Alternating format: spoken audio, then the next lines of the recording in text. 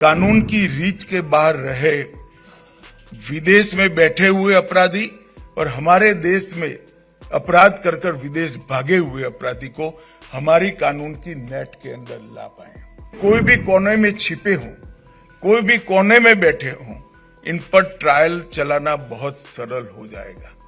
और अगर एक बार ये भारत के अंदर सजा प्राप्त करते हैं तो उनको अनेक देशों से भारत में लाने की सरलता भी बढ़ जाएगी। भारत पोल के माध्यम से हमारी सभी कानून प्रवर्तन एजेंसियों को जो सुविधा मिलेगी, ये दोनों को अगर मिलान करते हैं तो मैं समझता हूं कि आने वाले दिनों में दुनिया के कोई भी कोने में अपराध कर कर भागे हुए लोगों को सजा कराना और भारत के कानून के सामने उपस्थित करना दोनों बहुत सरल हो जाएगा।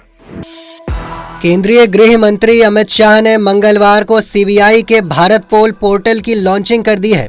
गृह मंत्रालय ने पोर्टल की तर्ज पर देश में भारत पोल की शुरुआत की है। Cyber crime, financial crime, organised crime, human trafficking, international crime के मामलों में भारत पोल पोर्टल के जरिए जांच में तेजी आएगी और रियल टाइम जानकारी जुटाने में मदद मिलेगी। आपकी जानकारी के लिए बता दें कि ये पोर्टल सीबीआई के अधीन काम करेगा, लेकिन इसकी सबसे अच्छी बात यह है कि राज्यों के पुलिस किसी वांटेड क्रिमिनल या भगोड़े के संबंध में इंटेलिजेंस इनपुट के लिए इस पोर्टल की मदद से सीधे इंटरपोल की मदद ले सकेगी। इसको लेकर केंद्रीय गृह मंत्री अमित शाह ने क्या कुछ कहा, आइए सुनते हैं। पोल का शुभारंभ हुआ। भारत पोल हमारे देश के अंतर्राष्ट्रीय इन्वेस्टिगेशन को एक अलग युग में ले जाने वाली एक शुरुआत है। एक प्रकार से अब तक इंटरपोल के साथ काम करने के लिए एक ही एजेंसी नामित थी, सीबीआई। मगर भारत पोल की संरचना होने के साथ भारत की हर एजेंसी, हर राज्य की पुलिस अपने आप को बहुत सरलता के साथ इंटरपोल के साथ कनेक्ट कर पाएगी और सीधा गति अपने इन्वेस्टिगेशन को देने में उनको बहुत सहायता होगी।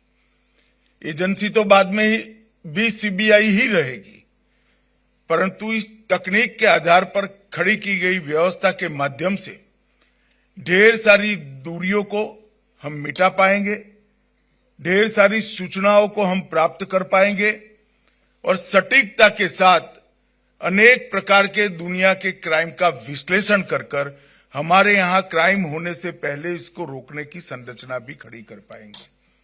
मैं मानता हूं ये आने वाले दिनों में हमारे देश के इन्वेस्टिगेशन को एक नए युग में ले जाने वाली पहल है और इसके लिए पूरे सीबीआई परिवार और विशेषकर सीबीआई डायरेक्टर को मैं बहुत बहुत बधाई और अभिनंदन देना चाहता हूं।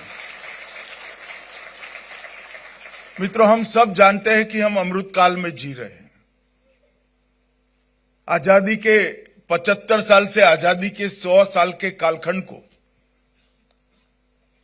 न केवल हमारे प्रधानमंत्री जी ने अमृत काल के रूप में वर्णित किया है, अब देश की 140 करोड़ की जनता ने स्पिरिट के साथ इस कालखंड को अमृत काल के रूप में स्वीकार भी किया है और हमने तय किया है एक सामूहिक संकल्प इस देश की 140 करोड़ की जनता ने लिया है।